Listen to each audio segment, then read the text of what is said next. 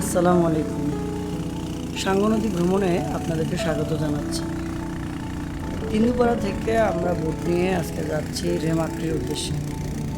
রেমাক্রি পর্যন্ত যেতে যেতে রাজা পাথর, বাঘের মুখ ও অন্যান্য সৌন্দর্য আপনাদের সাথে উপভোগ করব। রেমাক্রি থেকে আমাদের উদ্দেশ্য হচ্ছে নাফাকুম আমিয়াত।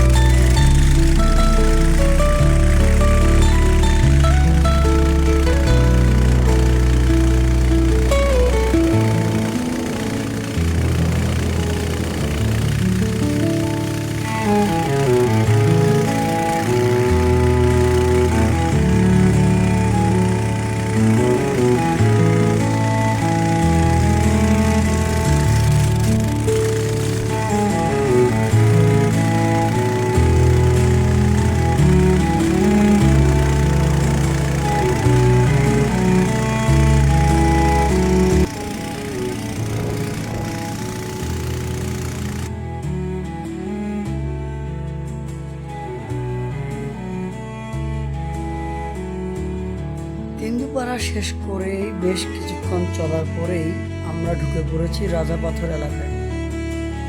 রাজাপাথর এলাকায় ঢুকতেই বেশ কিছু বড় বড় পাথর চোখে পড়বে আপনার। এর সৌন্দর্য আসলে ভাষায় প্রকাশ করা যায় না। আমি যখন ফোনে রেকর্ড করছিলাম আমার কাছে মনে হচ্ছিল এটি শুধু ক্যামেরায় দেখার বিষয় নয়। আমি আমার বন্ধুকে বারবার বলছিলাম যে ক্যামেরাতে মোটেও দেখা যাচ্ছে না যা আমার চোখ দেখছে। রাজাপাথর এরিয়াটি আপনাকে সত্যি অবাক করে দিবে। কখনো মনে হবে সামনে বুঝি আর পথ নেই, এখানেই শেষ। কিন্তু ছোট্ট চিকন নৌকাগুলো আপনাকে পথ বের করে নিয়ে যাবে রেমাক্রির দিকে। এই তো সামনেই রাজাপাথর। পাথরগুলো পবিত্র মনে করে অনেকে। সকল উপজাতিরাই রাজাপাথরের পূজা করে।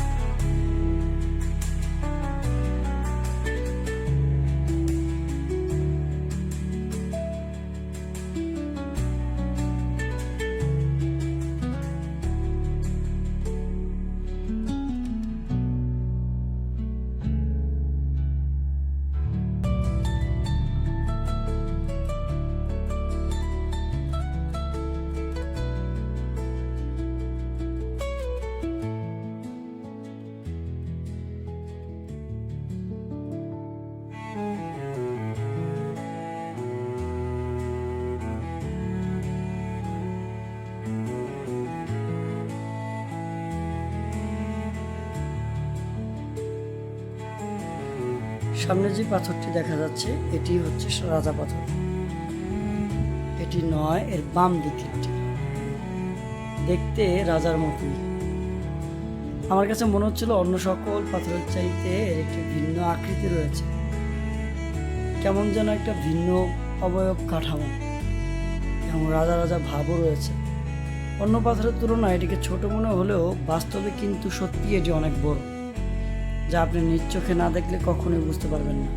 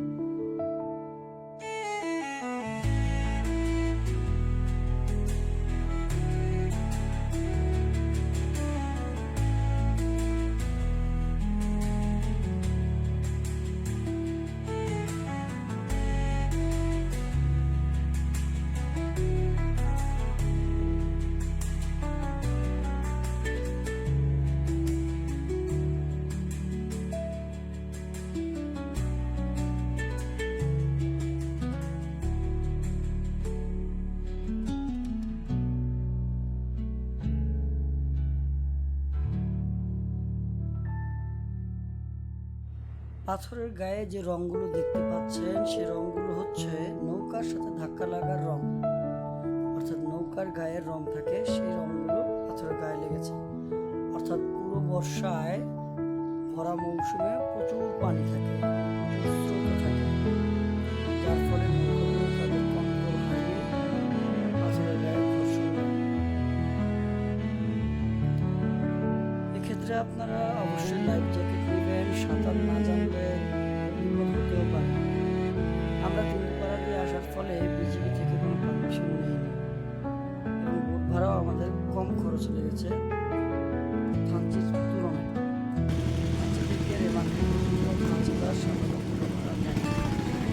আমরা 20,000 টাকায় রেমাকে যাতায়াতের জন্য রিজার্ভ করেছি। চলে এসেছি বাড়ি। এখান থেকে ডান পাশে একটি পথ রয়েছে, সেটি করে সেটি আপনাদের নিয়ে যাবে লাংলক ঝর্ণা। বাঘের মুখের পাড়া পার করেই সামনে একটি পথ আছে, তার বাম পাশের পাড়াতে উঠলেই আপনি চলে যেতে পারবেন সৈগম ঝর্ণার দিকে। আজ আমাদের উদ্দেশ্য যেহেতু রেমাক্রি নাফাকুম আমিয়াকুম, তাই আমরা এখানে কোথাও থামিনি, চলে যাই রেমাক্রি।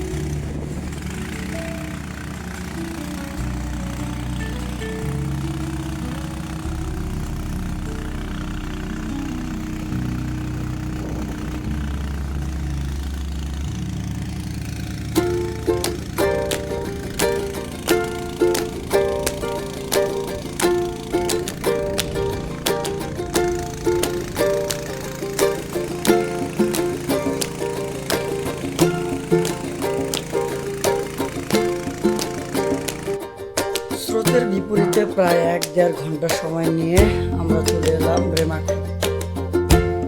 এখন আমরা এখানে নেমে যাব, রেমাকে সৌন্দর্য দেখে রওনা দেব নাফাখুম। আজকে